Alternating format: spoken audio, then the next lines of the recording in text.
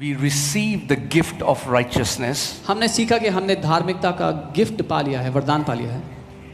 But now this righteousness produces something in us. लेकिन अब ये धार्मिकता हमारे अंदर कुछ उत्पन्न करती है.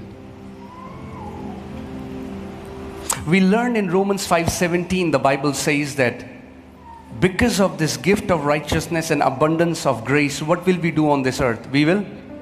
We will reign, we will rule, we will walk in dominion, we'll walk in victory. रोमी 5:17 में हमने देखा इस धार्मिकता के गिफ्ट और अनुग्रह की बहुतायत के द्वारा हम क्या करेंगे? हम जीवन में राज्य करेंगे, प्रभुता करेंगे. Amen. Okay, let's see Romans chapter 10. We'll read from verses 5 to 8. रोमी 10 उसका 5 से 8. For Moses writes about the righteousness which is of the law. क्योंकि मूसा ने यह लिखा कि जो मनुष्य उस धार्मिकता पर जो व्यवस्था. Okay, so whatever Moses wrote in the old covenant, whatever Moses wrote was about the righteousness of the law. जो कुछ था वो व्यवस्था से मिलने वाली धार्मिकता के बारे में था. And the Bible tells us that the man who does those things, और बाइबल कहती है जो व्यक्ति ये चीजें करता है he will live by them. वो उन्हीं के द्वारा जीवित But we रहेगा. also know the Bible says that in the sight of God no flesh shall be justified by the works of the law. लेकिन हम ये भी जानते हैं कि बाइबल कहती है परमेश्वर के सामने कोई भी व्यवस्था के कामों के द्वारा धर्मी नहीं हो सकता.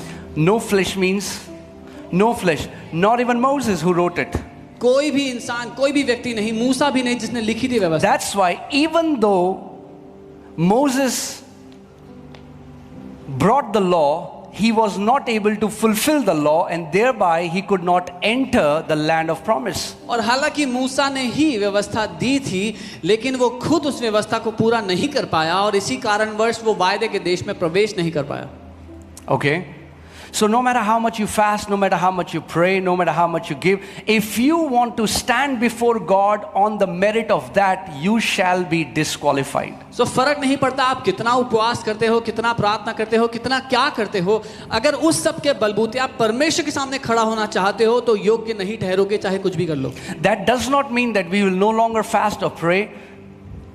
इसका ये अर्थ नहीं कि अब हम उपवास प्रार्थना नहीं करेंगे.